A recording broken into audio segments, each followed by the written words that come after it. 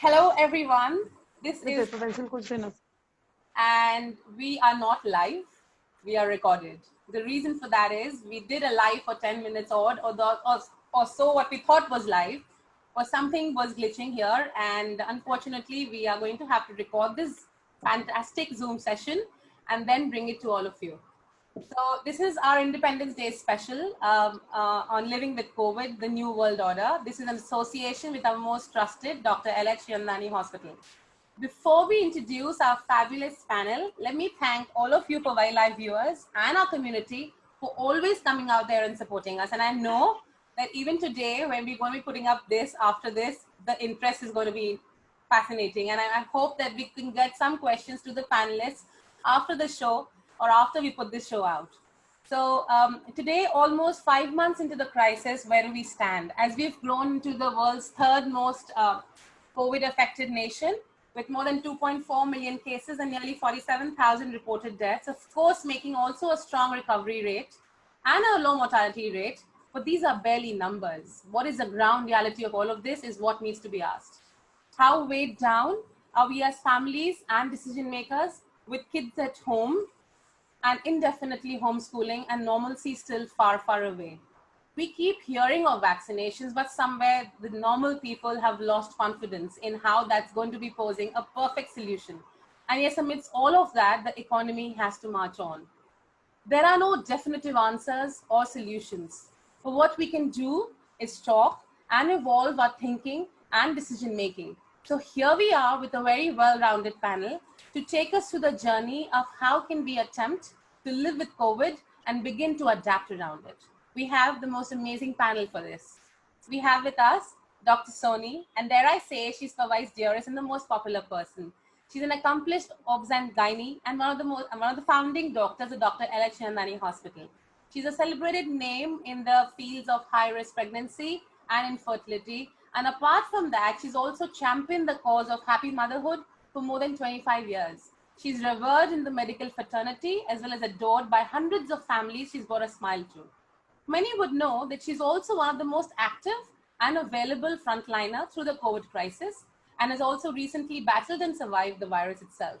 A firebrand speaker and one who's never afraid to speak her mind. So thank you so much, Dr. Soni, for joining us in the panel.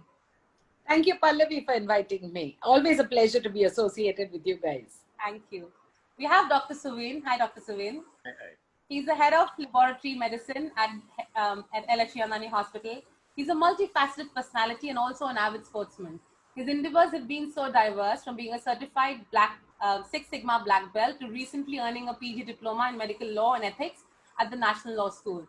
Dr. Suvin also has been one amongst the corona warriors who bravely fought the outburst and the virus and has helped keep the community safe. We are grateful to have you on board today, and thank you for doing what you do. And thanks to both of you doctors for being as amazing as you are and for leading the cause for us and for keeping us safe. So thank you, both of you. Thanks, Paul. We have with us Mrs. Kalyani for the second time this season, the principal of HFS, someone who needs no introduction here. She spearheaded the school for both its ICSE and its IGCSE boards. She comes with a background of more than 34 years in the industry, in the education industry, with schools like St. John's Kota, St. Mary's Dehradun, and even Bombay Scottish. It's a pleasure to have you, ma'am. And it's going to be a pleasure hearing from you how it's all been and how we expect things to be for us now. Ma'am, you're mute. Didn't want to. Okay, thank you so much. It's a pleasure always being here with you. Thank you, ma'am. We have with us Samir, the CEO of Jean-Claude Biguine, one of our most favorite places to be in Powai. He's brought this phenomenal French brand to India a few years back and made it a success that it is. He has an impressive portfolio of which has lasted more than 2 decades, and he has brought more than 12 reputed brands in the beauty and lifestyle sector to life. Samir, JCB is one of our favorite places here and one of the most premium salons, and has been closed for some time, but now we are all ready to go and it's all fresh and ready for us. Yeah, I think like I said, guys, a big shout out to all the residents of Powai. I think Powai Salon for JCB has been a super success, and I owe it to each one of the people who live there. It's one of my favorite go-to places too, also whenever I'm out visiting. So thank you for having me here. Thank you so much. And from you, what we look forward to hear is how can we keep everything safe around us, and how our salons and the industries which have a lot of a high interpersonal connect, and how do we manage social distancing, and how you managing it effectively. So that is what we look to hear from you. We have with us Mr. Kumash Gandhi. Hi, Kumash. He's the VP of Haiko and Lakewood Malls. He spent more than 17 years in the food retail industry and has also played an indispensable part in the digital transformation of the Future Group. Kumash, you've kept Haiko open through this. And what is going to be very important as a discussion point today is to understand as to how have you navigated this, how have you managed it, what are the things you've changed in this new normal, and what are some of the quick advice you can give to entrepreneurs or small businesses, large businesses, businesses as such, as to how you've kept the continuity on. So that's something we look forward to hear from you. Sure. Thanks for the way I do that. Abhishek, thanks for joining in. Cricketer and someone I'm most keen on hearing. He's an Indian international cricketer, and thank you for joining us. He's known to be one of the best players from Shivaji Park, Mumbai, and those who know cricket know what an honor that is. He's been a part of the Indian squad for the one-day international tour of the West Indies, and at home he's represented many teams in the IPL. One of his most memorable strides was his 99 that set Mumbai's 38th triumph in the final of 8-9 Ranji Trophy. Abhishek, you've also recently gone through COVID, the quarantine, and the works. And it'd be very interesting to hear as to how did you manage it, and what do you recommend? What are your takeaways?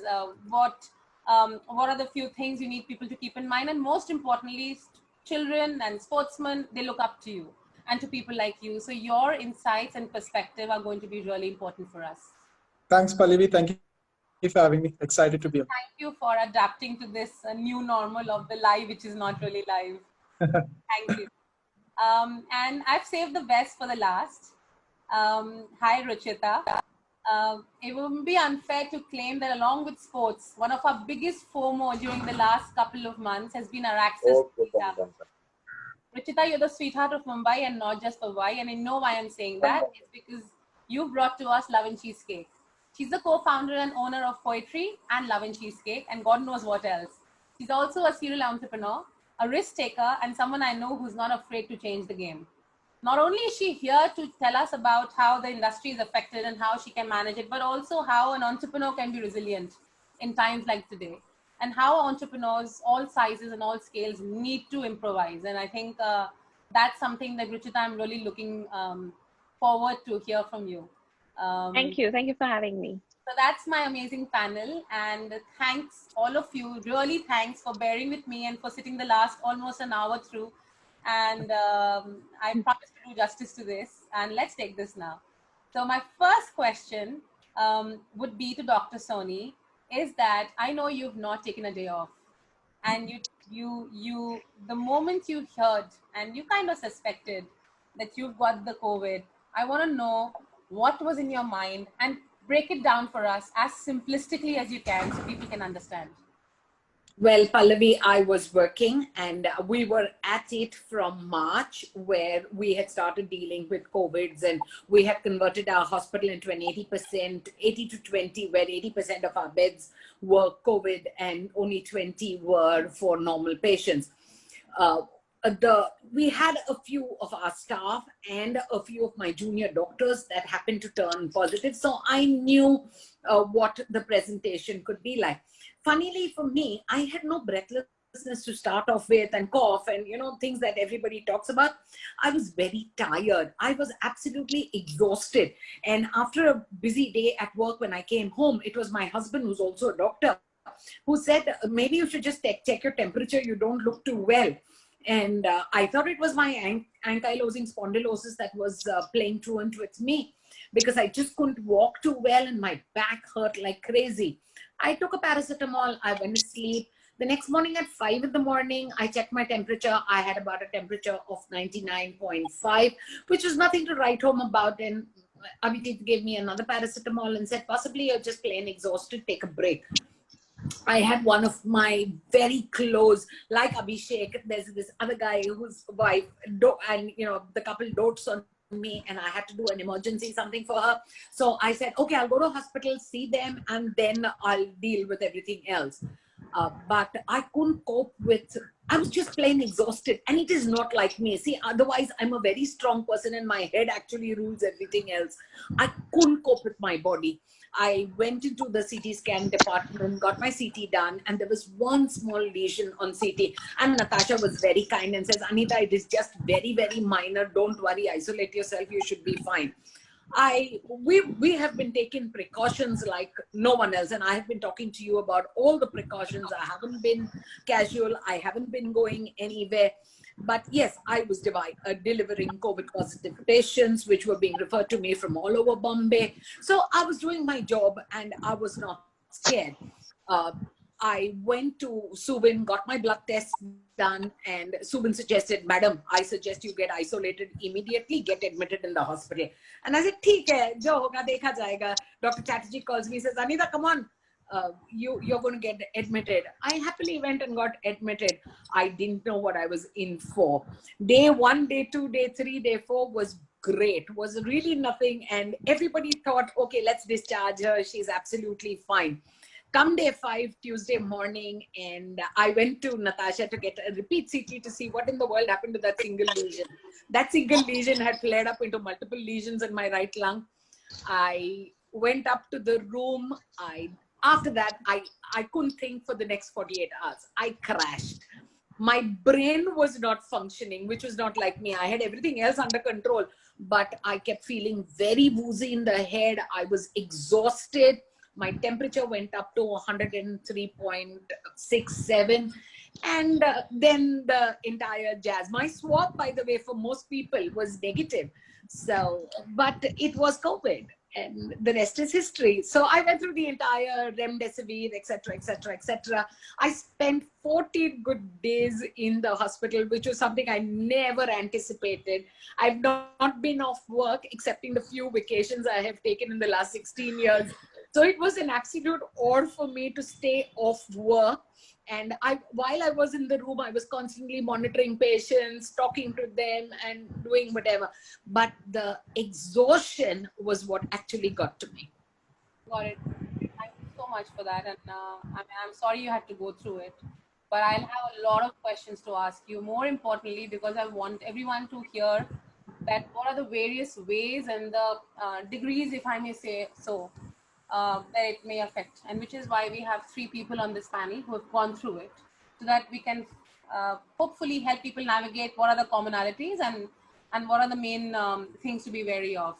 I'm going to move to Dr. Suvin.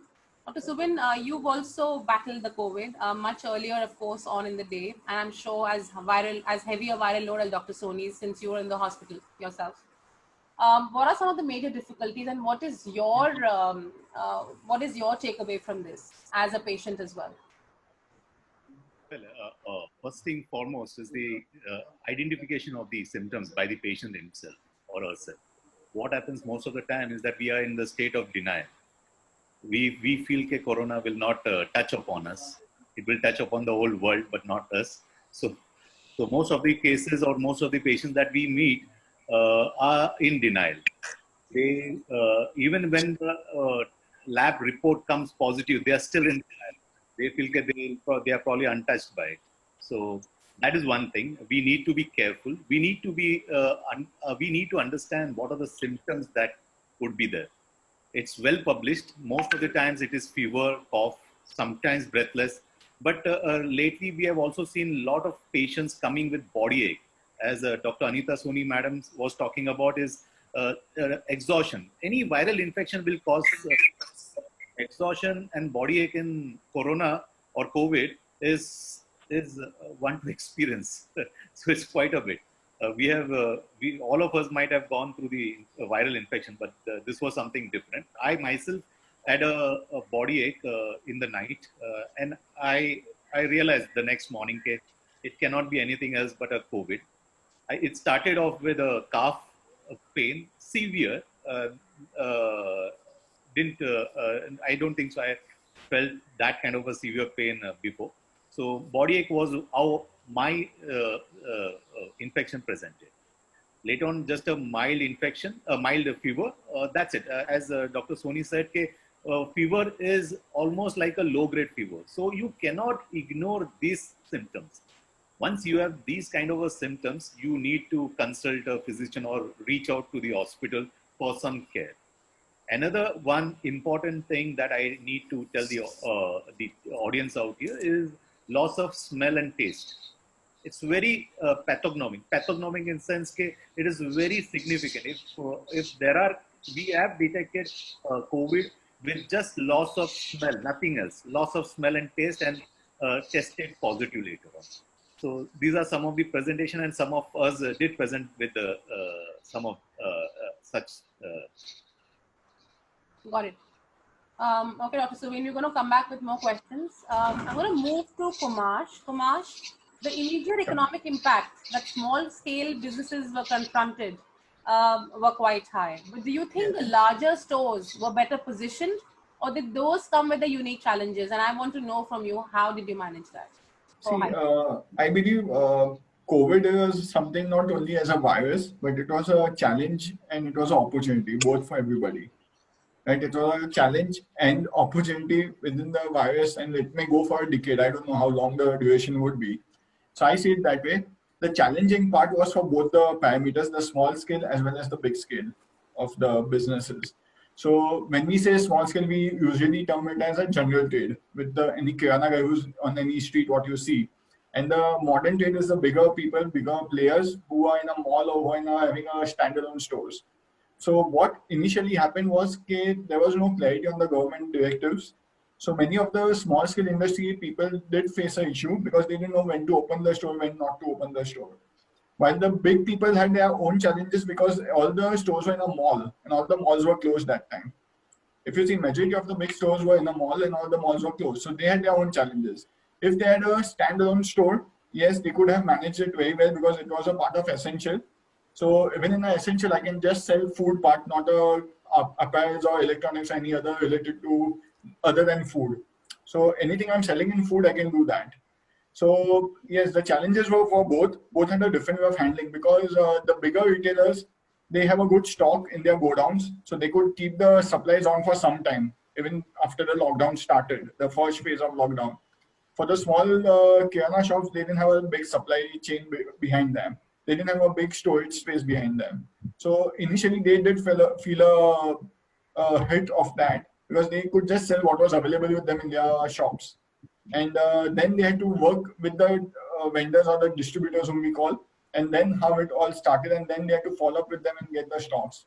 So the better, I would say both the store type, I mean the small and the big types, they had their own challenges. The bigger position was better. The better position was with the bigger players because they had a good amount of stock which could last them for a better 2 weeks or 3 weeks. But after that, they also faced the same challenges. In the meantime, the small scale people, they started working better, faster. They used to send their tempos. That's what we did. We had to send our tempos to the distributors and get the stock from them because they didn't have manpower. They didn't have people who could use the local transport. And hence we had to send our people over there to take the stock. All right, very interesting. So what you're saying is it was also an opportunity for certain, in certain. Yes, so it was an opportunity in some cases, yeah. Great. And of course, I mean, FMCG has been an outlier in this duration, right? Yes. So when everything goes back to the basics, right? Yeah. So that's very interesting, and we have a lot more to ask you, which we'll come back to. Samir, I'm to you now. In the initial months, many service providers like yours were confronted with the inevitable suspension of work, and so did JCB. How difficult was this struggle to keep up with, and what were the biggest challenges? And now that we have opened up, what are the challenges that remain, and how are you navigating them? Sure. Well, I'll just take a minute and take you back to March when this whole thing had really started peaking.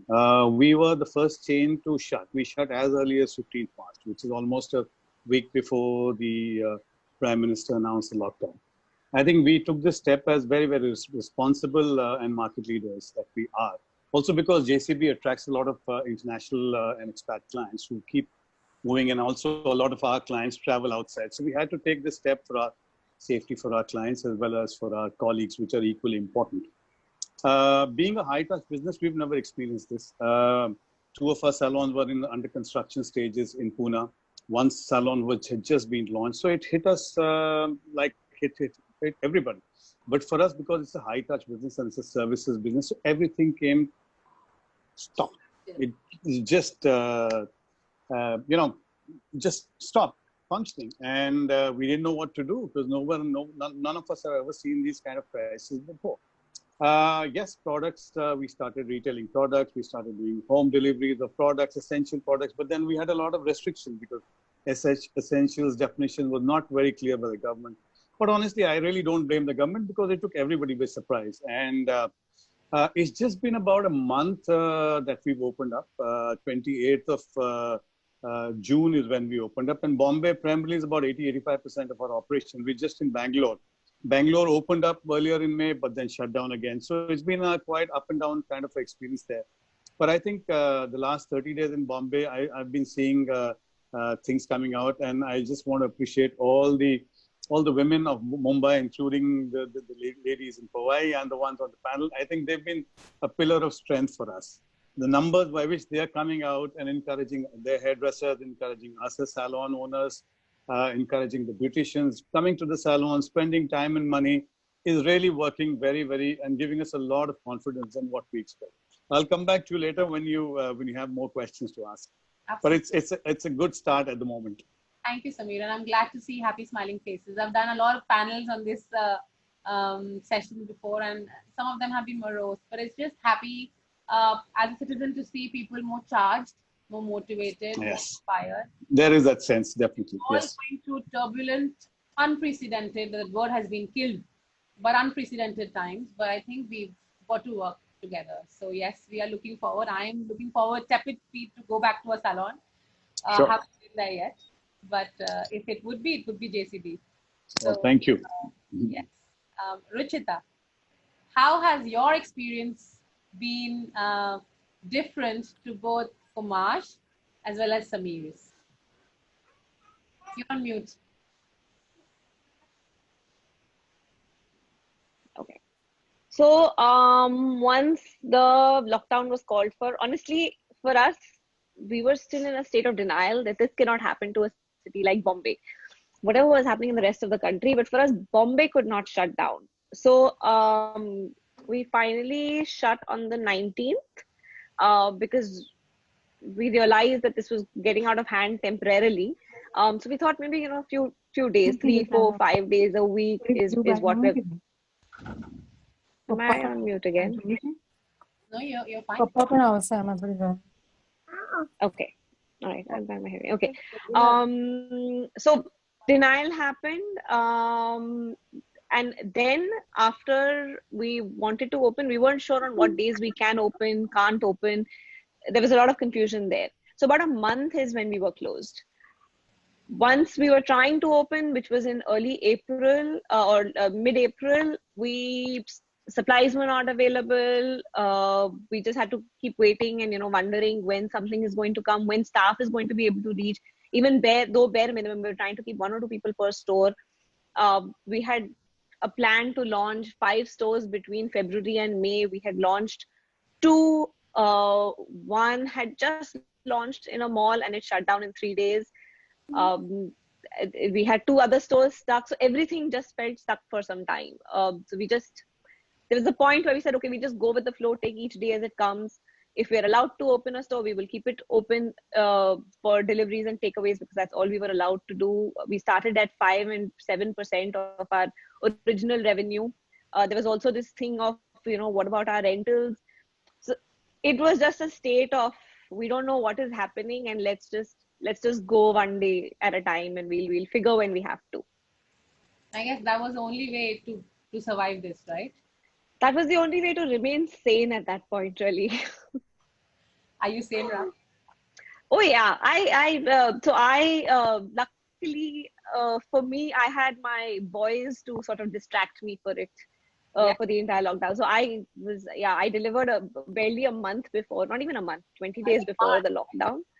And I was very, very busy. So for the first 15 days, I didn't even know what was happening outside of my little bubble, really. So just for everyone to know, and this is a little personal fact, but it's an interesting fact since it's Powai. Dr. Soni's OBGYN for Ruchyeta, and Ruchyeta I think delivered in March, right?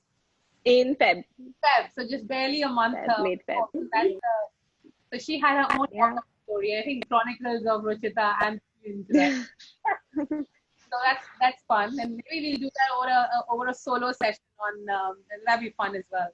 So thanks, Ruchyeta, and I'm glad to see you smiling and with the cheesecakes. And I'm honestly, I have been ordering through the lockdown. All our birthdays have been taken care of. So all our birthdays have been taken care of by Love and Cheesecake. So we've been keeping in touch with the brand. Last for this first round is Abhishek. Abhishek, will you share with me quickly your experience as to how did you feel when you, a sportsman, were like, wow, I have COVID? How did that ever happen? You're muted.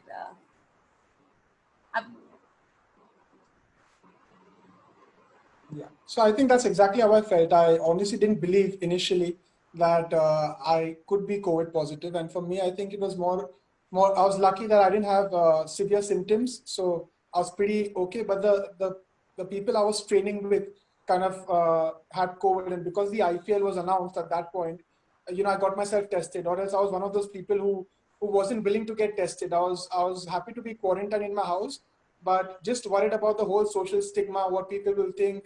How me getting positive is going to affect the people in the building, because they were sealing buildings at that point. And for me, it was more about, what people will think about me being an irresponsible citizen rather than anything else. I wasn't very worried about my health because I didn't have a lot of symptoms. And it's only my wife and me who live together. So we were pretty okay in that regard. But for me, it was more about what people think at that point. And it took me a couple of days, to kind of understand that it's not so much about what people think, and it's okay. It's okay to be COVID positive. If someone thinks differently, it's all right. But, I was okay to go on and tell people in my building that, I'm one of the guys who has it. So if anyone has been in contact with me, make sure you get tested. But it took me some time to get there. But for me, I think in just terms of, everything else, I was pretty okay. I didn't have severe symptoms. I had fever for one night for 2 hours. And post that I've been pretty good. But the funny thing was, it took me 30 days to turn negative. And I thought at the end of 14 days, 15 days, I'll be good to go. I'll test myself again. But it took me 3 tests, and only after 30 days is when I've actually tested negative. So it's taken me quite a while to be COVID negative. And what that meant essentially was that the whole protocol around it was bogging you down a bit. Yeah, I think it did. I mean, there is a BMC protocol where you have to stay quarantined for 14 days. But post the 14 days, if you get tested again, there's another 14 days, even though you don't have symptoms. So which is why I had to stay quarantined for almost 30 days. And now I'm obviously negative, but I'm still quarantined because I have to travel very soon in a week's time. So almost for 45 days, I've been quarantined at home and haven't really gone outside. Abhishek, I'm going to ask you another question, which maybe even the doctors can help me answer. See, you said you got tested because you had IPL coming up, right? Otherwise, you were not suffering with anything obvious that would make you get yourself tested. Is that correct?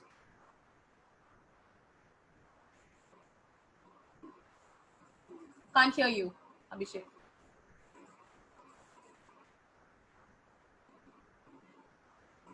Abhishek, still can't hear you.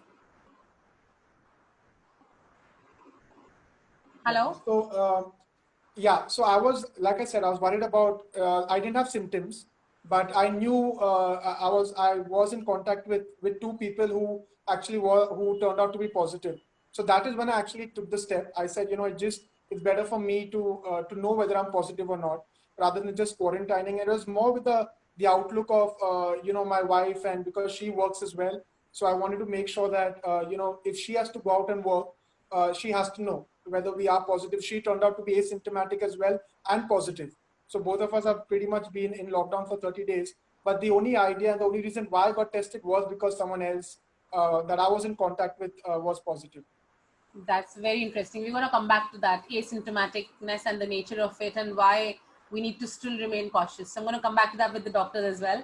Thanks, Abhishek, for sharing, and thanks for being very candid that it was a stigma or the so-called, oh my God, isko COVID hai, which is more sometimes, but you were in good company. Ronaldo had COVID. So, I mean, I guess you're an absolute amazing company. So don't worry about that.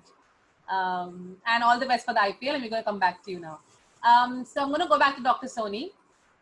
Dr. Soni, what is your one takeaway from your real experience, your first-hand experience with COVID, that you would highlight to explain to people to still remain cautious?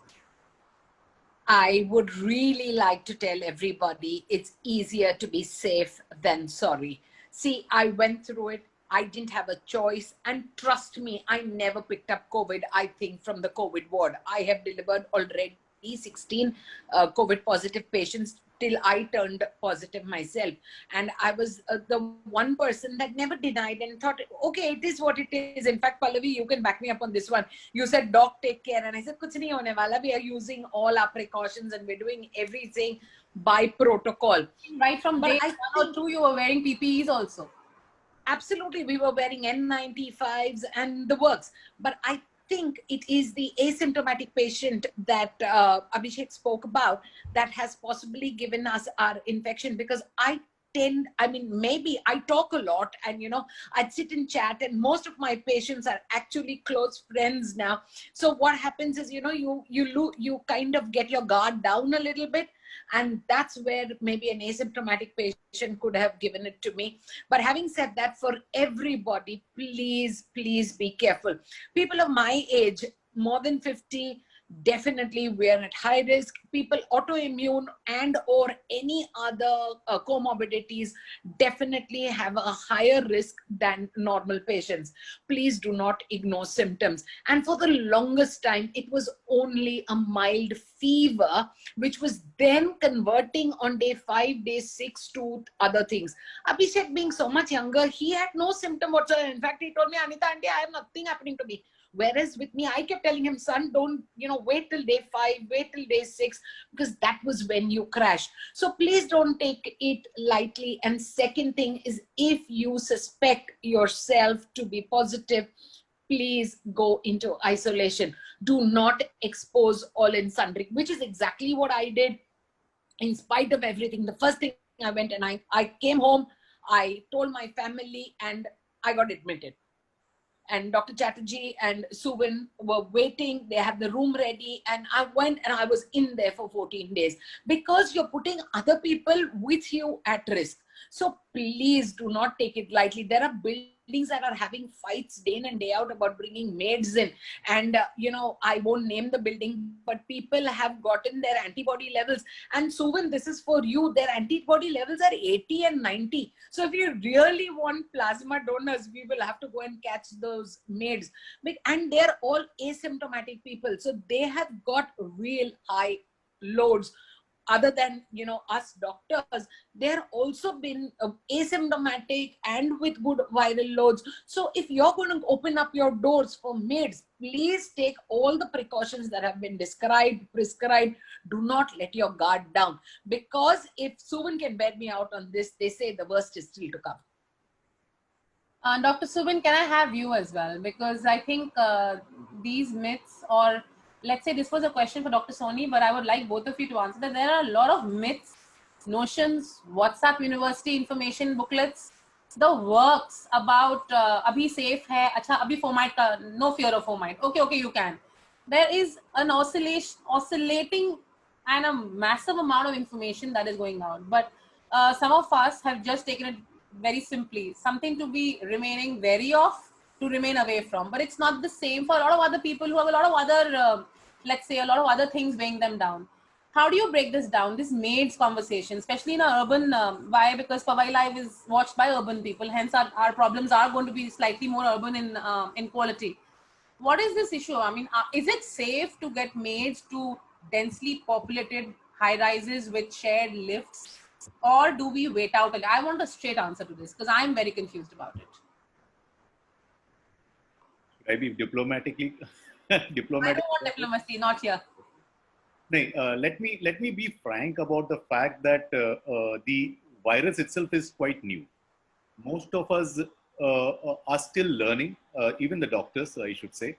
The government is still learning. to go back to what Abhishek talked about, he had to undergo testing. I mean, that was the protocol earlier on. In the month of May, the discharge policy included testing yourself twice before you are getting discharged. So, now you don't have that discharge policy. You don't have to test yourself. So that's it. I mean, the government has been learning. We, medical fraternity, has been learning. I can easily understand what the population at large may be undergoing, because there's no concrete information that comes. But what we know for sure is the infection, the virus itself is highly contagious. There are various battery of symptoms that one has to watch out for. There are comorbidity, there are high risk, which are well defined, including obesity, which lately has come up in a big way. These patients need to watch out for, including what Dr. Soni said about age being a factor. The fact that there are treatments which are helping. Earlier on, the treatment protocol was not up to the mark, but now, trust me, the treatment protocol are more or less in place. What we are lacking right now is the vaccines. We should get it in few months. So these are some of the things that we know of. What we don't know is when the infection will hit us. So as Dr. Soni said, we need to be careful. I know that maids are part of our urban life. We cannot do without that. My wife also cannot do without that. So in fact, I'm secretary to my society. So I have a dual role. At home, wife wants the maid, but as a office bearer to the society, I can't, and I don't want to enforce that, because I know okay, once the complex opens up, so what we did is that we started doing calibrated kind of entry to the maids. Most of these maids were coming from containment zones. Unfortunately for them, they stay in areas where the social distancing was not very much in play. So there were issues on that.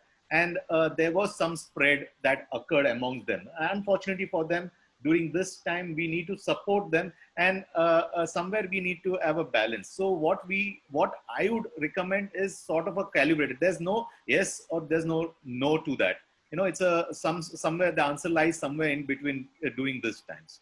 As Dr. Chatterjee has said this many times on this show, that it's about each of us maintaining responsibility for our own actions, and citizens taking this as something that they do collectively for themselves and for everyone else. So I think that is the only way forward. We have to be more disciplined as a society, at least the ones who can communicate and educate each other. So moving on, back to Dr. Soni, as a very special question. Your advice to expectant mothers, since a lot of people are making lockdown babies, the most recent one being Kareena Kapoor Khan. So what's your advice to all the mummies with respect to the stress and the food and the virus and the works? See, the precautions as far as COVID is concerned is for pregnant and non-pregnant the same. There is no special precaution for a pregnant woman. The only thing that you've got to be aware about is any viremia. If you get infected by the virus, the chances of having problems like sudden intrauterine fetal deaths, intrauterine growth retardation, calcification of the placenta, higher incidence of cesarean sections in these patients, higher incidence of meconium staining of LICA, and resulting in fetal distress is there for COVID positive mothers. So see, if you have to get COVID positive, you will get COVID positive. Now there are 3 different phases of your pregnancy. First trimester, second trimester, third. First trimester and second trimester, you're relatively okay. I mean, worst case scenario, you're not going to really have too much of trouble, because you can get admitted, isolated, given oxygen, and you'll be fine. But if it is at term, so that is where the problem happens. Now you are infectious not only to yourself, to your newborn baby, but you can also be infectious to your family. So isolation is the biggest problem for a pregnant woman. Second thing is the family. Everybody believes that you require all and sundry because you are pregnant and now you have to have a baby, but it's not possible, because you have to get isolated and quarantined. So in the hospital, the pregnant woman has to be so strong physically and mentally to be able to look after herself and the newborn, because they can't be a battery of relatives being encouraged or allowed in the hospital. The third thing is, please, we do not isolate the baby from the mother. They both have to be together. The breastfeeding by itself, purely the antibodies and the advantages purely outweigh all the advantages of isolating the baby. The risk from the mother to the baby would be more intrauterine rather than outside.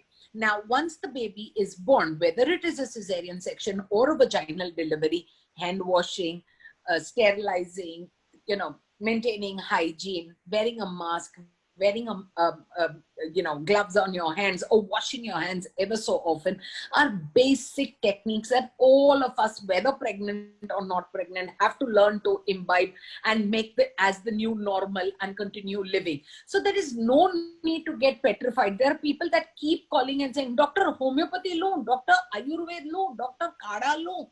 I mean, see, there is something funny about this virus. It is not behaving like a normal virus. And we ourselves don't know what is going to work and what is not going to. So just go with the flow, maintain social distancing, use precautions that have been prescribed. Everything is evolving. The recovery rates now are much better than what they were in April and May. So for the simple reason that people are getting more aware, and we as doctors are learning so much more. So please don't get scared because you're pregnant. And I must tell you that the lockdown is really a boon for us gynecologists and obstetricians, because our pregnancy rates are definitely unplanned, but they're high. Thank you. I can only imagine you smiling away to that amazing fact. Doctor, a question to you. Do you still recommend restriction of outdoor activities in a Powai, Mumbai kind of a place where the density of population is supremely high? Do you still recommend staying away from non-essential trips like work or groceries or whatever? I mean, nothing's changed, or has a lot changed? I mean, what is your go on that? With regards to, should we resume life as normal now, or are we still to stay indoors? No. Yeah. Go on, Suvin. Yeah. Trust me, we ourselves want to have life back on track. In fact, just a couple of days back, our group of bunch of doctors, we were planning a trip out, and it fizzled out, saying that we all will have to face a problem. We cannot go out. So that is a personal part of it, where we also want to move out. We want to have the normal life back in place. But there's another aspect to it, is the infection still is out there. We know that the moment, the unlocking of the economy and the unlocking of the country was needed at that point. And it happened gradually, which is a fantastic thing. But with the unlocking, the number did rise, isn't it? That's a true fact. So unlocking will increase the number of infections. That is going to be there. But there has to be a balance. We, as a socially aware individuals, should realize what steps needs to be taken. Those, if in place, if the authorities are taking those actions which need to be to facilitate those social behavior on us, then I think there can be some sort of a balance in place. Otherwise, personally, I feel we should move out. As a doctor, I feel, we should restrict ourselves. Dr. Soni, may I ask you for your take on that one?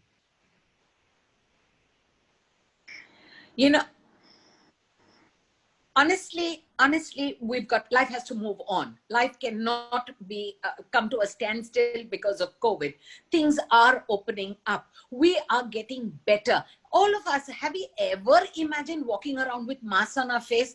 Initially, everybody would wear it, but wear it on their chin or on their neck rather than cover their nose. But now everybody is aware that if you wear the mask on your face and you maintain hand hygiene, you're good to go. So with basic precautions, societies will open up. The maids, their homes need to run. How many are actually paying all our maids?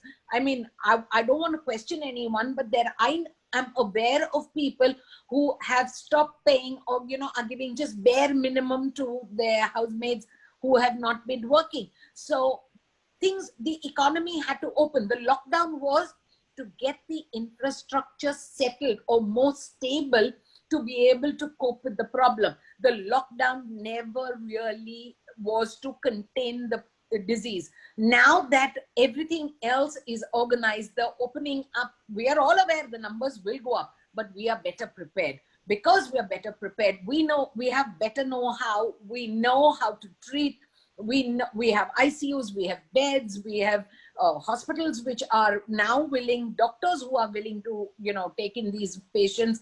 I think opening up is the order of the day because the economy has to continue. People have to live.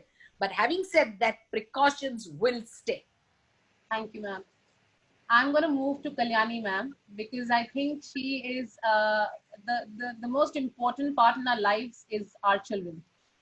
And right now, the children are far, far away from life as they know. And I want to know from you, ma'am, you've already been in our panel once and it was a fantastic discussion. And I want to know from you as to how has this online transition been from the perspective of both teachers and children? How are they faring? Tell us about the parents. What are their problems? How are you dealing with it? The entire spectrum, please. Yeah. Well, it was something very, very different for us because it came like a real onslaught. There were murmurs in January and February when the board exams were just about to begin that there was some kind of a epidemic. It didn't even turn into a pandemic, and we never thought it would turn into one.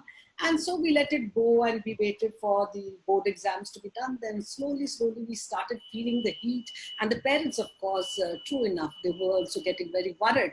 And so then, there were pressure coming. We have to shut school and then the board exam on the other side. Believe me, all of us were going through a lot of tension because we didn't know what steps we were taking, whether we were taking the right decision or not. If we just shut shop, it doesn't work because the academic session had to come to a closure. And bringing a decent closure to the academic session was a very big challenge. However, with classes that was all in-house and, it rested upon the school to look after them was not very difficult because we could shut shop and we could say, okay, you have a little extended break. But what about the board exams? That depended a lot upon how our boards, our councils had to give us orders. And so we had to one day just shut shop and the keys were with somebody. Oh, there was tremendous planning to be done. Then we couldn't just sit down because we needed to complete the academic session, go online. And many of us were not aware of many of the things. We didn't even know what a Zoom was. Today you ask me, I can have N number of Google classes, Zoom, and breakout sessions, even at this stage, I feel so victorious. Like somebody says, there is a silver lining to every dark cloud. I think this was a silver lining of our learning. But of course, my teachers, my students are pretty smart.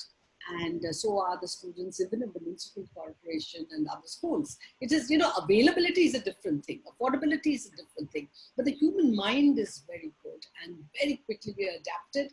And beginning, the online also brought in big, noise about screen time and all. Now, how can you have a whole package of syllabus done just within 40 minutes? You can't do it, right? So then there was a lot of brainstorming, thinking, and principals were meeting, boards, our Mr. Arathun of our council was meeting, the IBO board, they said no exams and it's only the internal IALs and projects that will be considered. So we went through, but today I feel that everybody has adjusted to the fact that the online is the new norm. And even if we get back, it was a new learning that has happened. And it's going to be a lot of blended learning. And thanks to the new national education policy, I know, bringing in so much of skill-based learning that already 50% of the skill-based has been done. I'm looking forward to schools reopening, which will not happen in the near future so soon. Because it will definitely be the last to open.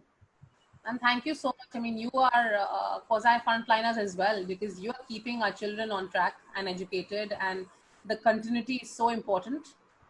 Because without that, we wouldn't know what to do with them. So a lot of conversation about homeschooling and everything is happening, but I know that that's far from being practically possible. It's a different story. That it's only Oh, yeah, it's only meant for, those who have really great problems. Because, don't take a school out of a child.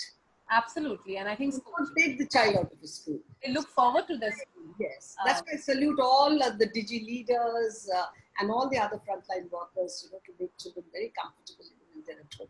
Ma'am, what are the challenges you've seen in transmitting authentic, usual ways of teaching through these non-traditional classrooms? You see, the socio-economic development which needs to happen hasn't happened. Any day, if you're back in class and back in school, the eye-to-eye contact, the feeling, and for the child's openness is very different. You can never get that online. And online is basically very good for older children, who are more mature. Not for the younger ones, I think they need to get back.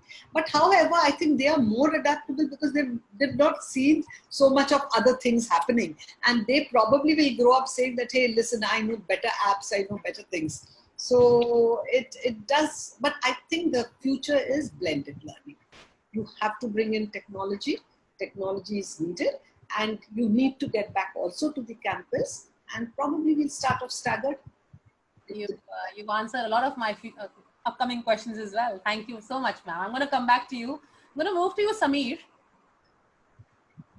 Hi. Samir, could you tell me in brief about the industry overall? I mean, beauty, fashion industry, because, JCB is a cross-section of all of these, glamorous, so to say. Of course, so grooming. How has the industry been, and what are the transformations that it's going to go through, and what is the new normal we're looking at? Well, I think what's happening now is that, look, I'll split it into two ways. The first part of our business is a services business. Now, services is essentials. You really can't do a haircut at home, and I would really not advise. It's not that I'm trying to promote the salon industry, but I think you would end up hurting yourself because you would use the wrong kind of scissors, you would use the wrong kind of techniques. Leave that to a professional. And we've had some cases where people have called us, hey, I've nicked somebody's my kids this year, or I've cut myself here. So we don't advise that. But yes, I think it was the need of the hour. So people did experiment. We did a lot of video guidance. In fact, my haircut, my wife did. And she took it with the guidance of one of the directors, and it's very simple. So all the listeners who haven't really had the courage to come out, even though it's a very safe environment now at JCB, but in case you would still like to do your child's haircuts or your husband's haircut, do let us know. Please don't attempt to do it yourself. We're happy to guide you over a video guided consultation. So I think that part gets taken care of. But other hygiene services, like for example, let's look at a woman's portfolio, waxing services. Now, suddenly, if you've been used to going to a laser clinic for your waxing, for your hair removal, or you've been coming to the salon, you really can't get into, and you can't remain unhygienic at the same time.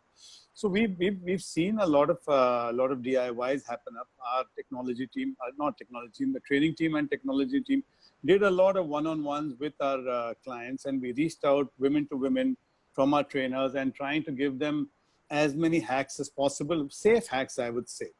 But overall, we could manage. But I think, but what's really happening now is that we are finding that today almost the flow of women traffic is very, very good, and it's very encouraging.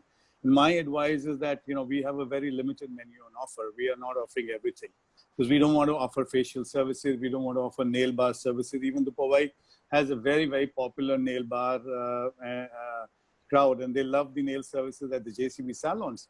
But I think we, by design, said no. We've said no to even doing facial services. My counsel to women consumers is that, hey, come on out. We're completely safe. We are pre-booking you into the salon. It's a very, very limited service staff which is available. The services are limited. Come do everything in one go, and then, mentally you're off for about a month or so. You don't have to do your haircuts every month. You don't have to do hair colors every month. I'm sure you can manage with that. But I think with certain hygiene services, I would really encourage them to come and do them all in one go. For the men folk, it's easier because all you need is a haircut, and you can get away with even unruly hair, and you don't have to worry about your eyebrows. But I think all the lovely women who are now, and today's women, especially in Powai, who are variety of people who work at the in various industries, and they're all consumer facing. industries. Some of them are advertising people. Some of them are people in the banking sector. So they obviously they need to look good and confident about themselves when they go on screen. So I think we've also kicked off a home services business. Again, it is not the staff which is going versus like the other brands which offer. It's our own staff which is going from the salons. The kits which are being taken are single-use kits, monodose kits, heavily sanitized. And that's, in case you don't wish to come to the salon, we can always come and come into the service at your residence. I think that's also a strong pickup that we are seeing in Powai. However, what's going to happen is that I personally think this industry is not going to take off till about early January 21.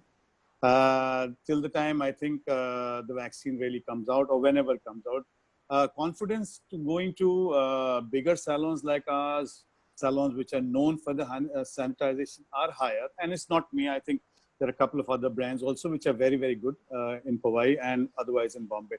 But I think overall consumer sentiment is a little low, though we are beginning to see green shoots. But I think we will have to play it by the ear, wait and see. Diwali, unfortunately, is going to be a little dampener. Wedding seasons are completely off. No large gathering, no such parties, no such celebrations. So that means less of salon visits, But I think it's really safe to come out and come do your service. Don't have to hang around there. Just come in, do everything and go back and, then plan your next visit about a 30-35 day period. That's what's happening, Pallavi. Samir, tell me about the SOPs. And I know that JCB has anyways been a stickler for the number of things you do before you start off with the service. But I'm sure that list must have crossed the easy 100 now. Yes, absolutely. In fact, the whole of 3 months where we went into lockdown, every day we've tied up with all the brand partners, international partners, whether it's JCB Paris, whether it's L'Oreal headquarters from Paris, who've given us tremendous amount of training on all virtual platforms. But then apart from doing training, when we opened, we really didn't open on day one. We said we will practice it. So we had a complete dry run in the salons with our staff coming in before we really threw it open to the crowd. There are almost, the entire SOP has undergone a change. There's nothing which is of yesterday. The way the kind of services I've been doing, and I'm not going to talk to you about PPE and stuff like that. I think it's a complete new normal for us. Discontinuation of a lot of services, what to do, what not to do, how much not to do. So it's a complete new discovery that we are embarking upon. And I think for us, it's always been customer and safety forward, and we will continue to play it. I'll be very honest in saying the safety protocols are so rigid that they report in directly to me. The admin teams report in directly to me. I've taken away that reporting away from the salon and operation managers. I said, this is the need of the highest authority of the organization has to demonstrate it. So at 8 o'clock in the morning or on Sunday late evening after the salons are shut, I am on call with the admin team because that's what we need to portray. And that's what has been giving us a lot of confidence. And we're seeing ourselves getting busier and busier. Last weekends at Powai have been very, very busy for us. Despite we've had to turn down a lot of consumers. We can't go beyond 7 p.m. We can't open as early as 7 a.m. But I think we're trying to get there. But it will, I personally think another couple of months down the line, it's not going to be great times as it was earlier. The second part is, I'll quickly take another minute, is to tell you about the products business. The products also, home care, salon, professional products form a very important part of the entire protocol. So you come to a salon, you buy a professional product because there are certain efficacious ingredients in it. They're not a supermarket shampoo with due respects to the brand. But I think there we've seen an upswing. Consumers have been wanting to, maybe it's revenge shampooing which is happening. I don't know. Maybe women are shampooing more. Maybe they have more time to take care of grooming habits. Because we've seen an uptake. We've seen a very high consumption in purchases of shampoo and skincare products. Skincare services still in Bombay are not allowed. But I think you really can't do much of skincare at home beyond the usual, masks and stuff like that. You really need a professional service at the salon too. But I think there has been an uptake as far as hair care and beauty care services concerned. Makeup, unfortunately, is a complete dive, and it's dived very, very badly. And I do not see that recovering for a long time, at least till about January, February of next year. But I think the salons are safe. Please do step out. Whoever is listening to it, I'm not promoting JCB. I'm saying everybody else is a good. Come to a good brand. Come to a safe brand. Ask leading questions to your salon operator. Hey, how are you demonstrating safety? What are the norms? And I think we're getting better with times to go. So that's what I have to say, Pallavi. Thank you, Samir. I think that was very reassuring to know. And I know that, as we said about individual citizen responsibility, and so is your responsibility towards not just your customers, but to the person the customer meets next. So I think it's a domino of responsibility that we all have to live with. Very true. Very true. Right? I mean, that's how I think. Absolutely. Bang on. So thank you so much. And yes, thanks for the reassurance. I'm going to move to Kumash. When he spoke about the shampoos, I thought of you. Why? Because at the beginning of the lockdown, we would hear of hoarding, stocking, irregular consumption of a lot of random items like pancake boxes and cake mixes. How did you deal with those strange kind of hoarding and stocking issues in Powai especially? I want to know that. Tell us some fun things. Sure. So basically, nobody expected that lockdown would have such a big hoarding effect. So from the day it was announced, like we saw the sales are spurging like anything.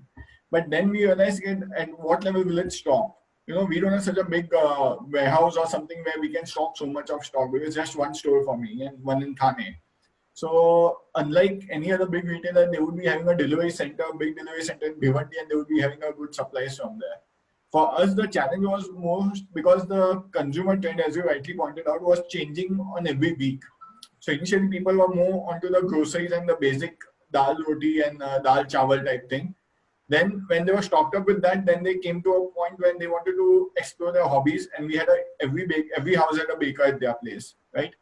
So there was a time in Bombay, especially in Bombay, the whole east was not available at all.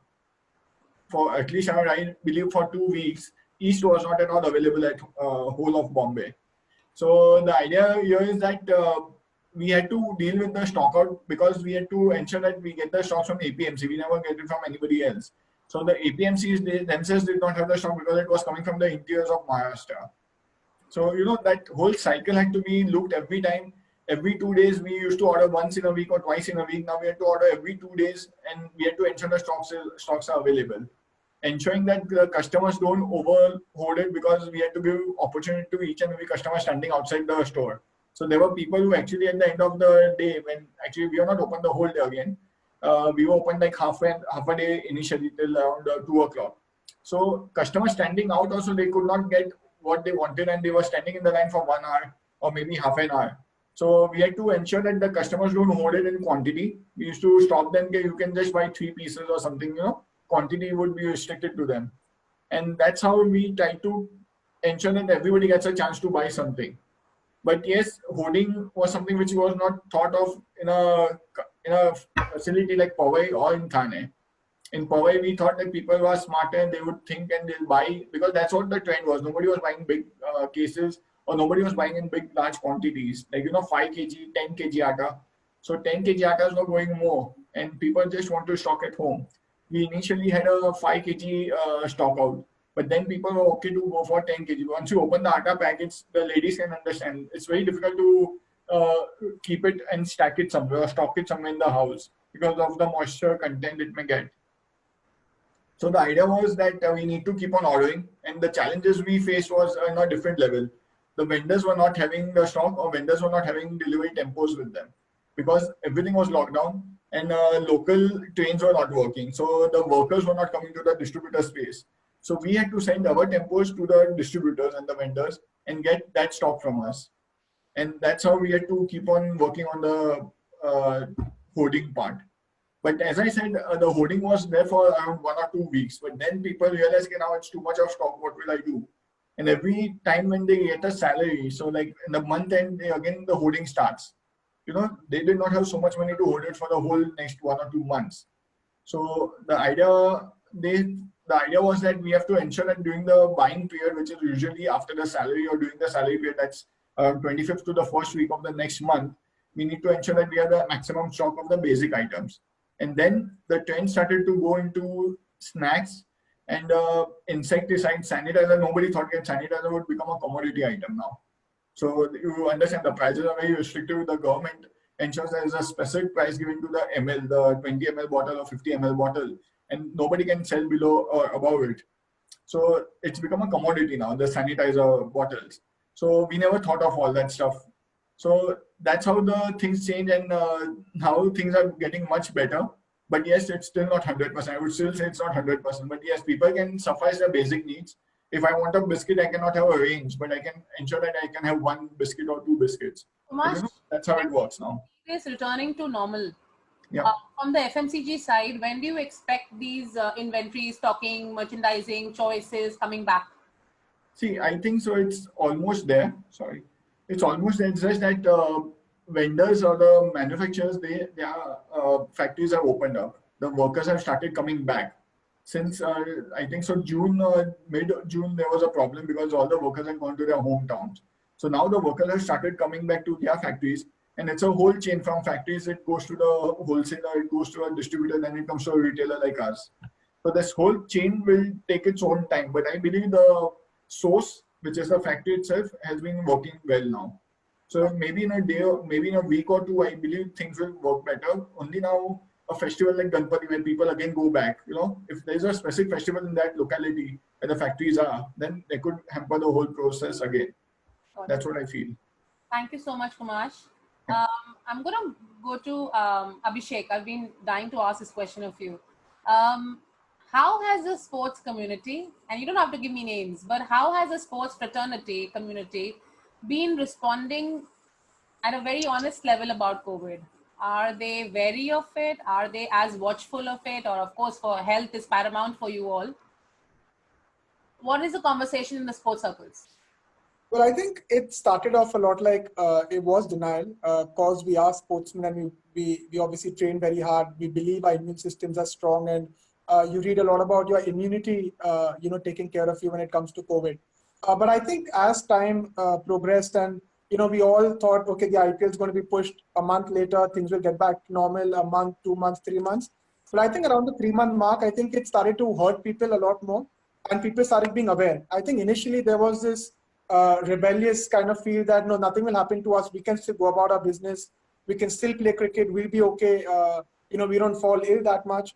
But I think as time progressed, as people saw the severity of what COVID has done, I think people now have kind of backed off.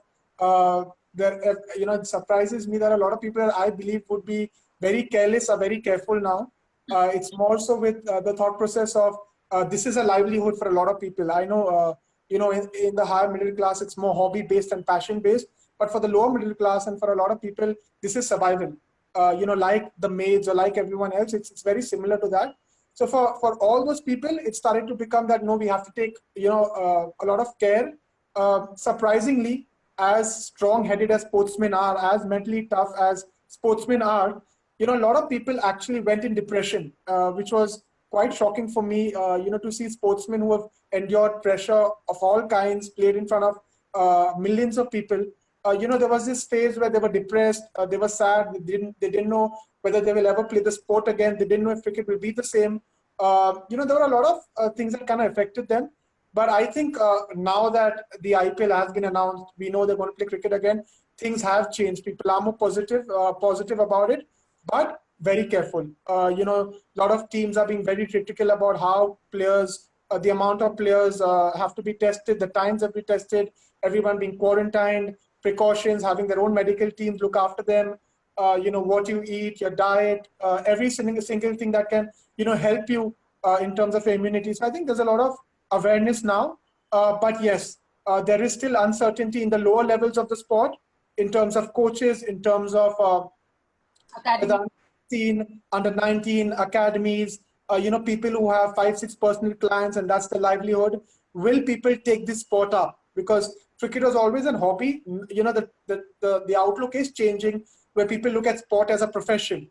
But growing up, it was more about a hobby. And if you're good at it, you play it for a certain age and then you give up. So a lot of children around 19, 20, 21 are now actually contemplating whether I should play this sport or should I just study or do something else. Unless you're absolutely pathetic in studies, then you stick with the sport. For us, a lot of guys take the change and say, no, I'm going to study. And if cricket comes back to normal or if sport comes back to normal, I'll try and give it a shot. But now I need to look at my career and what can give me stability in my life. So I think there have been those changes, not only in professional sportsmen, but people who want to take this sport professionally are thinking twice about it. You brought a very interesting point up, and I'm dying to get deeper into it, but this is not the forum, which is about the studies and the sports mutual exclusivity. I saw Kalyani ma'am smile, and I think Kalyani ma'am, we'll get him on another panel where we speak about that, because I am a mother of a sport. I mean, he's a 10-year-old football lover, and I know that we have to move past in India about this psyche that पढ़ाई में अच्छे नहीं हो चलो sports में आपको जाना ही है. You know, it's it's a must. It's a must. Sports is a must. I'm a sports freak, so I feel every kid must have a balance of both sports, and the ones who are into sports are the ones who are brilliant. Actually, absolutely. Abhishek, we are all for sportsmen here, and you picked up a very important point, that of the lower level sportsmen at the lower level. For them, it's about survival. That club fee, that that amount of playing fee, because you guys are the big ones. You can survive. But what about the ones who have to sustain families? And I know of so many footballers, hockey players, cricketers, and it's very unfortunate that there is I don't even know if there is any budgets for those people and that industry, how much is being spoken about. And I know of my friends who are in the sports industry who right now have nothing to do because there's no one to manage and there's no sport to do. Moving to IPL and cricket and the formal games, I saw in the beginning Bundesliga the players sitting far from each other on the the substitution rack. What do you think IPL will look like this time? Well, I think it's there were a few SOPs out, but they're still finalizing it. But it's going to be very strict. We actually there's more talk about not the IPL, but how it's going to be for us. The bio bubble, quarantining, the amount of tests we have to do. So it's going to be very strict. It's going to be very different. Sport is it's all about feel. It's all about what you see, and when you talk to someone, you have your arm around him. It's all about it's a touch thing. It's a touch thing. But it's going to be very different this year, because even when we coach youngsters, sometimes to show them that you feel good about them, you give them a pat. Now you can't even do that. You have to maintain social distancing. You can't shine the ball. The rules have changed. One of the greatest aspects of IPL and what I look forward to as a sportsman and now a coach was the crowd. A lot of cricketers actually, it's strange, but they do better when there's crowd around. Virat being one of them who looks at someone in the crowd and looks for one thing to, stir him up. But it's going to be different for a lot of guys. We have Andrew Russell in our team who loves the crowd. There are times when he's absolutely at a lull and he sees the crowd, and there's a different Andrew Russell once he walks out. So it's going to be different for us in just an experience. We don't know what to expect, but we are kind of preparing ourselves through visualization and different techniques to kind of be accustomed to what we may go through, not only in terms of the SOP, but playing the sport on the whole. So it's going to be interesting. I myself don't know how it's going to be, but at the end of it, I think we will be people with I think a more understanding of how the sport is going to be going forward. Abhishek, my last question to you is that you would have a lot of ways and means to gym at home and to train yourself at home, a refuge area or things like that. What about children and adults who are not able to get out there, who are into sport, and how do they maintain their continuity? You spoke about sportsmen getting into depression. Perhaps is the reason that they're not able to play and they feel they're losing their craft, right? How have you dealt with that? Well, I think for me, it's I've been kind of lucky. I've had a personal gym, so I have been going and training. But a lot of the guys who haven't necessarily been training, we send out programs that they can do at home. I think the best way to do it is Zoom calls. You try and get them in front of you, do online classes, make sure that you're training hard enough. For me, it's not only about training, but it's about keeping us mentally busy. So we try and challenge them in different things, yoga, try maybe a Zumba class, get them to do different activities wherein they feel that they're mentally stimulated. I think it's all about that belief that you're still physically strong. Still when you go back there, you make the visualizing techniques in which the player still feels that, he's part of the game. It's obviously a stronger and deeper subject, but, you have meditation, a lot of things that you can do mentally that can also stimulate you physically. So we try and work on the mental side of it, which automatically keeps them motivated, keeps them in that zone wherein, they still believe that it's still in competition, even though they're not. So it's a deeper subject, but I think it's more about keeping them busy through the day and making sure they aren't very idle. So still giving 4 or 5 hours a day to making sure you are working towards the game. Even if that's not so much physical, it is mental. Fantastic. That's very, very helpful. And that comes right from the horse's mouth. So thank you so much, Abhishek, for that. I'm going to move to Ruchyeta. Ruchyeta, thanks for waiting for your turn. Tell me first, my first question to you is, how has the lockdown been for you on a personal and a professional front? You had a lot of balls to manage, a lot of struggling to be done. Yeah, so like I said, I had two very bratty boys to look after in the first for the just after when lockdown hit. So I was busy with that. I was also very distracted with that. I'm also secretly grateful that if it had to happen, it happened at this point, because my husband and I were forced to be at home and not look at work. So that part was great. From a work perspective, I think it just gave us some downtime where we could also just reset the business in a lot of ways. So, for example, a small thing like the rental market was going berserk after a point, but we were still, running that same race and trying to catch that bus constantly for new properties, etc.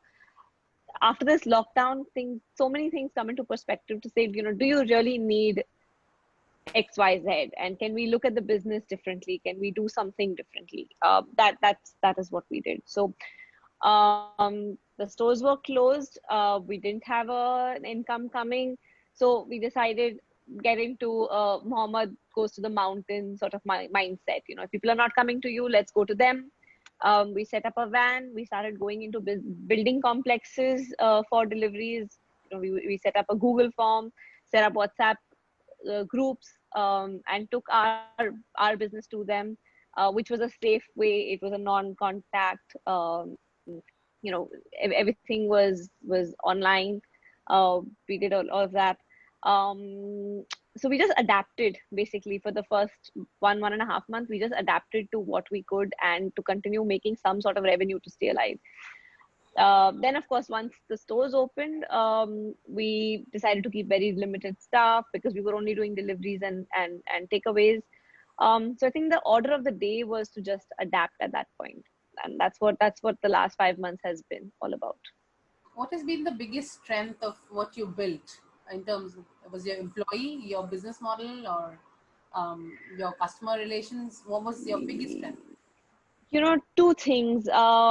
We realized what we started with 8 years ago, that food will always be our hero. We sort of went back to that, where food was our hero, and that is what saved us. Also, we realized that people need to celebrate. This is, that celebration, that it's a feel good. So people will order cake and people will order, dessert, because it's a feel good factor. And that's all that at this point, there's not much else that, you can spend money on. So I think what we had, Mother's Day and Father's Day, we had all of this in between the lockdown, I think. And and those are the days we realized that, okay, we're still relevant. And business is not going to get affected in the long run. So we just have to hang in there and that's a very important go on. Point you talked about, that you're relevant, and it's assuring or reassuring when your patrons want you back, right? Yes, absolutely. That is what mentally, I think more than anything else, this entire lockdown or this entire pandemic is more mental than what is really happening physically, because physically out there you will still see people, you will still have purchasing happening, but mentally I think there was just a drain on your emotions. But because we're a celebration place, we realized that it's not as bad as the first 1 month looked like it was becoming. So we've bounced back, and we're doing fine, and we're looking forward to, sorry, very happy to hear that. Yeah. So between deliveries and takeaways and us going there rather than them coming here, I think it all worked out for us eventually. I'm going to hop to the similar question to Samir. Samir, Ruchyeta talked about having a newfound love for her patrons, and I'm sure that that's what even you spoke about. Samir, you can't hear me? I got it. No, yes, I'm sorry. Could you just... was that Ruchyeta was speaking about how she's happy or chuffed to see that her patrons want her and the brand. And the Absolutely. created love and cheesecake, and I think same goes for you guys. When we want to get dressed up or when we want to feel good about ourselves, we come to you. So tell me about how you feel more warmly about your consumers, customers, whatever is the nomenclature that you put around the people who No, walk. sure. I think first I'll take on Ruchyeta. I think she's responsible for a lot of us looking so healthy. I've been a patron Thank and you. I've I'm been going to really take that as a enjoying some compliment. terrific stuff that you do. Thank you. Please continue to do so, and we'll be happy to collaborate and offer. Your brand is very, very popular, but if you need a little more, popularity, do let me know separately. Yes, by all We'll means. happy to promote.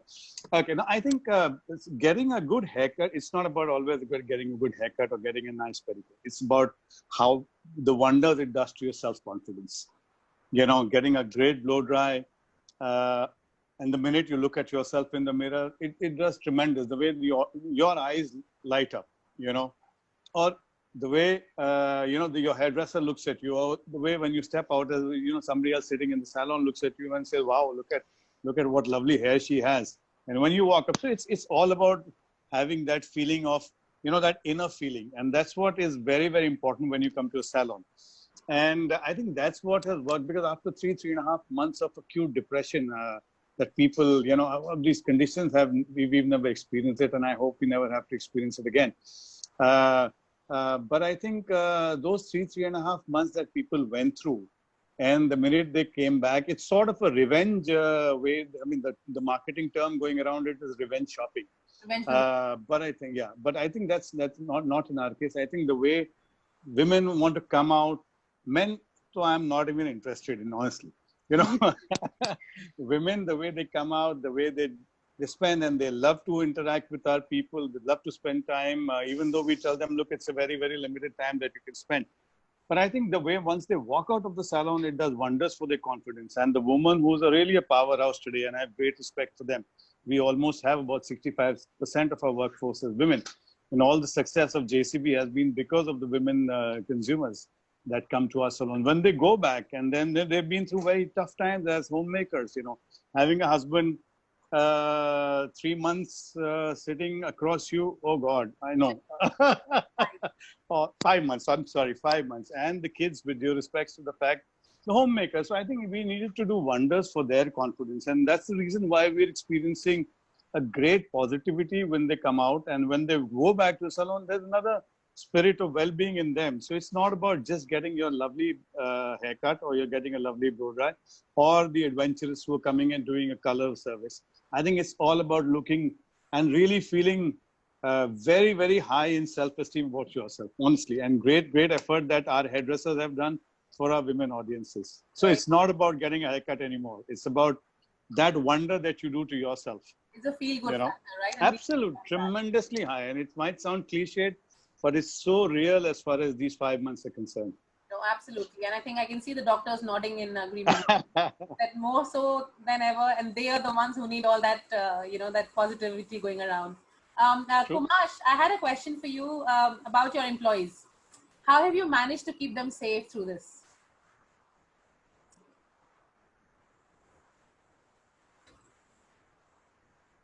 Kumash, can you hear me? Kumash, you're mute. Yeah. Yeah. Okay. Basically, see, the challenge was two ways: employees and the customers coming in. So both of them had to feel that we are safe. We are a very safe store. So for the employees, first thing, because they had to also interact with the customers on a daily basis. If you understand, the employees at the store, and one is at the back end in the back office. So the back office team did not have so much of a risk, but the people who are working in the store front, they were the most people who are against the risk of getting chances of getting infected. Because the customers, although we have the temperature control, we have them sanitize their hands and do many things, but still you never know, right? So getting employees' confidence was first big thing. So first thing we told them, we are going to give them an incentive. We did a COVID insurance for them. We even gave them holidays for those people who are coming daily to at least for first 2 months when it was very severe. The first 2 lockdown period, we asked them that you all can come daily and then we'll give you a leave afterwards. So there was some kind of motivational things which we had to give them. and only then they were ready to come to work with us, the employees.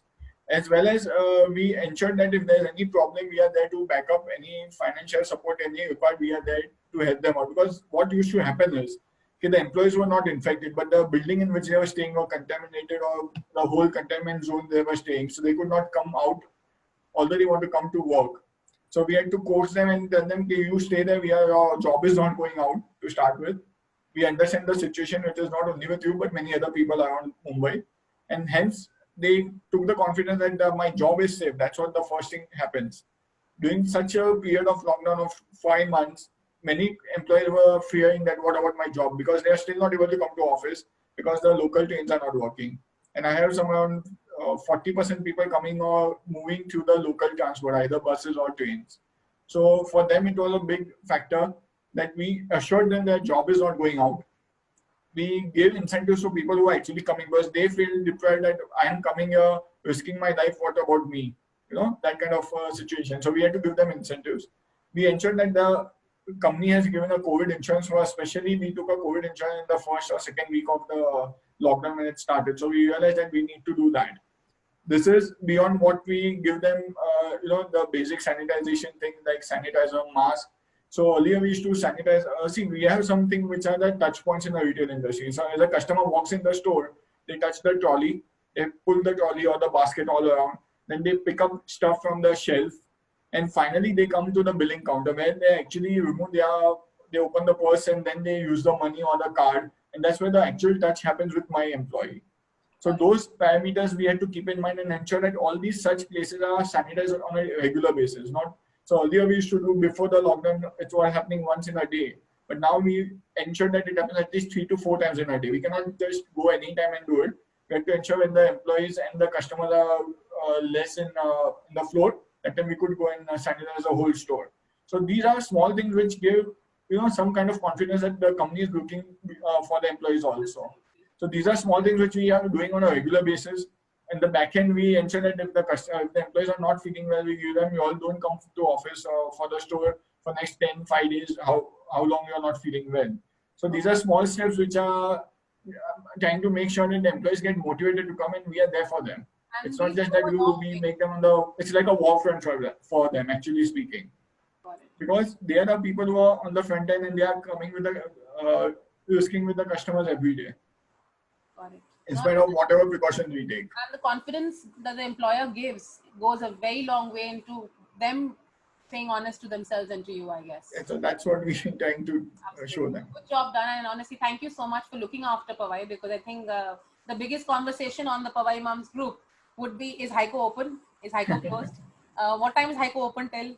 Guys, are you seeing a line? So we had this entire conversation in the initial days of the lockdown. That was what is open till when is it open and when is it closing?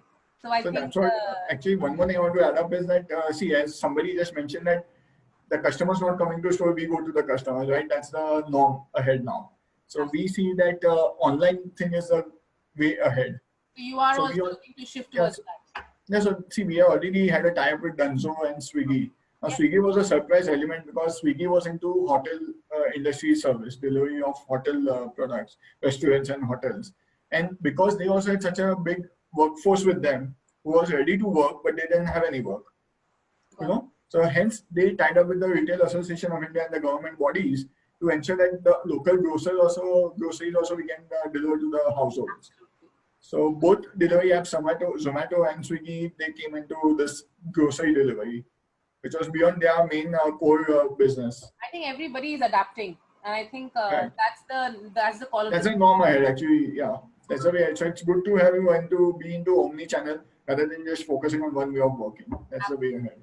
I'm going to go so much to ask, but I'm going to go one question to everyone again now, a last question, because the most important thing that I think I have to ask. I'm going to go to Dr. Mrs. Kalyani now. Ms. Kalyani, what do you think it's the biggest change that we have to set ourselves up for the next couple of years in terms of education as parents? Well, you see, there's going to be a lot of change. That is for sure. First and foremost, it is not only because of the COVID, but also the new education policy. And everything seems to be fitting in also very well. because gone are the days when you just picked up a book and you mugged. That is one part of it. And the other part is the schools are also going to change as far as their infrastructure is concerned. A lot of them, even in the remote places, have started thinking a lot about e-learning and a lot of application-based learning and blended learning and individual experiential learning. But the most important factor I would say is the children have learned very early in stage how to keep themselves safe as far as health and hygiene is concerned. And this is one step, which will help schools now to take it forward more properly. So I see a very bright future, and I see beautiful classrooms in the making once they are back. And I'm really looking forward to it. Thank you so much for those reassuring words. As a parent, I'm grateful for that. My next question, a very important question to Ruchyeta. Ruchyeta, your advice to entrepreneurs who are feeling a little crestfallen right now. I think take whatever opportunity you can at this point. And there are a lot. So for example, we decided this time that we had, which in the last 8 years we've never had, to just sit down and think. And, when you have nothing to do, you just become more creative. So what we decided to do is start a new brand in a food space, but in a different cuisine. And we said, this is a great time because we will find rentals cheaper. We will find all the all the different kinds of chefs that we need because a lot of restaurants are closing down. So adapt and find an opportunity in the problem that we are in. And next month we're launching this new brand. So that is the one advice I would give to entrepreneurs. Don't get scared. Don't beat yourself over what is happening. Instead, look forward and just think what next, what can we do with this problem that we have. And lemons make lemonade. Fantastic. Absolutely. Looking forward to a lot more lemonade. Thank you. So go to Samir, who has also been responsible for building a lot of brands. And how do you add to what Ruchyeta just said? What do you recommend to entrepreneurs, to business owners around the country and, everywhere around us? I think I completely agree with her, and I have very high respect for women entrepreneurs, especially in our sector, and not only in the sector that she represents. In the beauty industry, I think a very large percentage of entrepreneurs are women, and the success of the salon industry is driven by not only by the workforce, which are women, but also entrepreneurs. Times are tough, but remember that beauty is a business which is always going to stay. It is not to be considered a business which is for vanity. It is a basic hygiene business. Everybody will discover some way or the other of doing it. There will be opportunities which have come our way. And honestly, as businessmen, we have also realized that, these 3-4 months of lockdown has given us time to really deep dive and introspect into our business. And we've realized that there are areas that there are massive improvements that one has to do, and to only make the whole organization much more efficient and much more beneficial for the employees as well as the shareholders. This time is there. This time will not come back. Once you get into the busy time, then you will never look at your business model closely. This was the time, and it's given us even we run a decent size of a brand, but I think we made a lot of corrections. We have to be extremely cautious about costs. Rentals, I think Ruchyeta has very rightly said. Opportunity, she's identified very well, and I agree with her. But I think the entire cost management, and it's not necessary that you can't do it for your small single outlet or your small business that you run, or you have to do it for big chains. Cost management is going to be very critical. If you're going to take certain decisions, don't get emotionally attached to them, because at the moment, cash is going to be very, very important. It might sound like business jargon, but honestly, you've got to really conserve. And what is not working, this is not the time to really experiment. Just be brutal about it and just put an end to it, even though if it hurts you a little. But I think if you do it now, it won't lead you further, is what a little bit of advice what I would say. But I think times are going to come back. The food industry is already looking up. The beauty industry is already looking up. Malls are beginning to open. Online has done extremely well. India is poised at a very, very good economic growth as far as the future is concerned. I think our middle class, which is very, very strong, has done very, very well for us. I think our savings, we're a savings-driven community, and it is these savings which have really helped in these tough times, you know. And it's also taught us that, you know, you really need to look at your own expenses and see how much can you manage. Do you really want to get that additional Zara just now? Can't you not manage? I'm not saying no, that you don't have to go and shop or you don't have to eat out, but I'm saying, have these times made us a little more conscious? They've made me conscious, honestly. And I've realized that, yeah, look, there's junk which is lying in my wardrobe. And if these things had not come, I would have continued to add more junk to it. You know, so I think these are the opportunities. But for business owners, this is the really the most important time is to look at and challenge your and the business model. And believe me, small things will go a big way to make a difference to your future and to your sustainability.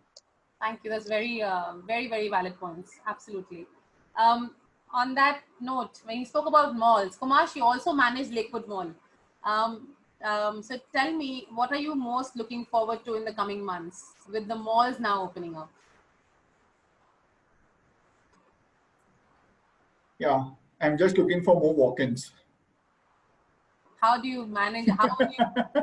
So that walk-ins is a bigger question to anybody today. Even Mr. Samir can tell me what the walk-ins will be. The idea is that, see, the people are afraid, I'll be very honest, to come in the mall or come in that enclosed environment. Now, we live in a country where roti, kapda, makan is very important, right? So roti, nobody can live without. Kapda, as Mr. Samir said, that it's something your choice. You want to buy, you still risk and go. And makan, we already have one.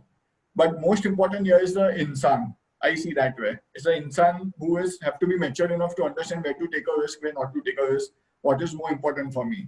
So yes, as a businessman, I would want to have maximum walk-ins available in my store. And I have to make sure that that person comes in my store with a confidence, comes in a mall or in the store with confidence. For that, how can I ensure that, so like if you come to Haiko, if you have been shopping to Haiko, what we did, to get customers' confidence, we actually had set up a gazebo, like a tent kind of a structure during the early March and during the April when the lockdown began. So people were standing in line and we had to give them confidence, okay, don't worry, we are with you. We have made this gazebo, you can sit there. We had kept water for them so that they were comfortable coming to our store. Because there was long lines available there. Malls, presently we are not seeing much walk-ins. And we are not sure how the response will be since still one more week or so, because now Ganpati festival is coming. We at mall even have Ganpati store, like a Suruti sells Ganpati. So the eco-friendly Ganpati, and we've got a good number of bookings till now. So let's see. I don't have any specific answer because I've seen and spoken with many people in across industries. How's a mall walk-ins? So they are not very confident about that. Sitting and watching as to who will go first. Yeah. I think that's where we are. I'm going to go to Abhishek. I've got two closing questions for you. In fact, I had many, but this is what time allows me. Are you looking at a lot of innovations in this field of sports in terms of inclusion of, I don't know, technology, AR, VR, what have you? When you can't go on the field or things are restricted, travel is going to be restricted in the coming years, hospital, I mean, everything. Sport as it was, be it the expensive, the richer sports. Do you anticipate a lot of sportsmen or a lot of sports aficionados to get into the allied network around sports? Because sports has to survive. Yeah, I think, to be honest, in terms of innovations, I'm not very sure in terms of cricket. Yes, there will be certain sports that will innovate. I think cricket is a sport where people have tried to innovate, but I think the game will always remain the same. Yes, technology will be used. The way fans view the game may change. You spoke about VR. It has been tried in cricket in the past, but eventually, I think it's like I said, it's cricket is more a field sport. People will still enjoy watching it on TV, but in terms of playing the sport, I think all the sports will pretty much remain the same. I don't think how you play the sport will change. Yes, the way you approach the sport may change. The way you coach a child may change. The way as carefree a child used to be playing the sport may not be the same. But I think the sport in terms of how it has been will pretty much remain the same. I don't think there will be a lot of change in terms of technology won't be able to change the sport or the way it's being played.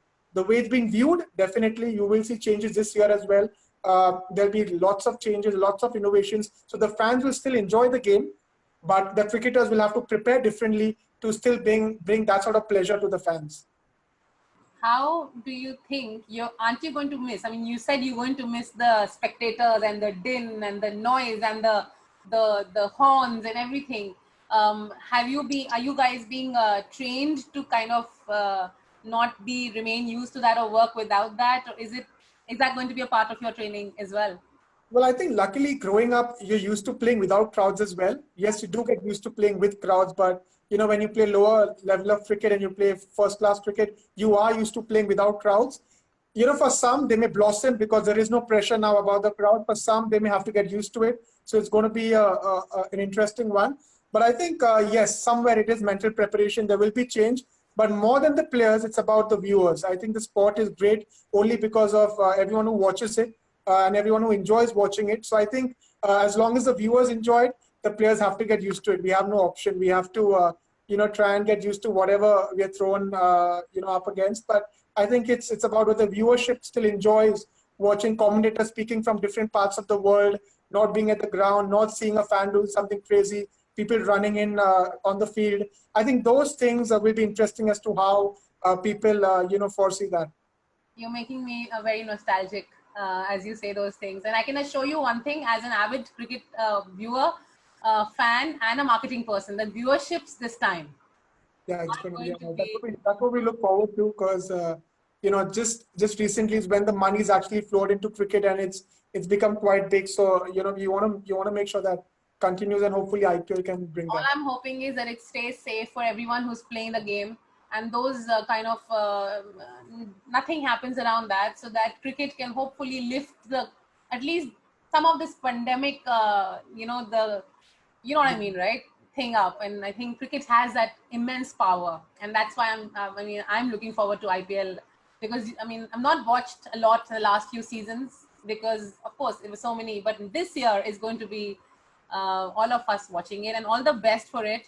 And just close, why don't you give us one piece of one tip or one parting words for your viewers, your children who love watching you, and even adults? Well, I think just in terms of this lockdown and how things are, I think the one thing that I've said a lot on some of the calls that I've been on is kind of stay positive. I know it's cliche, but I've really seen that it's been very hard for a lot of people to accept the fact that this is how it's going to be. I think a lot of people are kind of fighting it, and still in that hope that yes, things will come back to normal. There will be a vaccine. We will be able to play the sport we used to play in previous times. But I think it's just about accepting that this is how life is going to be. Even if there is a vaccine, we may still have to do certain things to stay safe. So I think it's just about accepting. And I think once you accept a problem, it just becomes easy to overcome it. So for me, just accept it. It is change. And that's the world. That's how it's going to be. Take it in a positive way. I'm sure 20 years down the line, people will ask us how it was in 2020, those 5-6 months. What did you do? Try and come out being a newer person. Learn something new. Don't come out being the same old person that you were coming into T20. Try and innovate in your own way. Try and learn something new, whether that be a hobby, whether that be a skill, a soft skill, anything. But just come out a new and improved individual. Absolutely. I think I can safe to say you're the youngest on the panel, and this is the wisest thing that you could have advised everyone. Accept it how it is, and that's how you move on. So thank you, Abhishek. And now to my doctors. Dr. Suvin, a very important question that I forgot to ask you in the beginning was about the vaccination. There has been a lot of quandary about the vaccination. Even me, I was very confident that vaccination, and we are all sorted. But now we get to hear that it takes a while, obviously, to come in. And once it comes in, we don't know how fast it will reach us, the work. So, I'm not going to quote you for this, but what is your realistic expectation? A, as to one, it will come to us. B, how easily will it be available? C, how safe would it be? Regarding safety, we will have to wait and watch. I'm sure it is undergoing all the clinical trials which need to be done. Hopefully, it's not expedited just for the sake of getting it getting into the market. It has to move through the processes that has always been set historically. Well, any new drug, any new vaccine, it usually takes 1 or 2 years to be in the market. So this they have expedited. Hopefully, it should be there in the market in the next few months, 6 months. By December, I think we should have it. Whole point is that the idea of having a lockdown. See, this is a pandemic. You had a pandemic, one big pandemic 100 years back when it wiped out almost a quarter of a population. So something like that is happening, and we are still careful with our old medical treatment that is available with us. And along with the lockdown, we are trying to slow it down. We are waiting for the vaccination. Definitely, it should take another 6 months to reach us in the market. It's already in the phase 2 trial, some of the vaccination. By the time it reaches the phase 3 and phase 4 would be when we get the vaccination in the market, it should be there. Takes time, all this vaccination and the drug, the production, once it's approved, the production starts, the distribution starts and reaches the hospitals, then we can say it should take few months more. And Dr. Suvin, last words to people who are watching as to the responsibility that each of us have regarding our own family and the decision making. What is your advice? My advice is, again, it's better to be safe than be sorry later on. Watch out for these symptoms. Well, in fact, I have one more advice to give.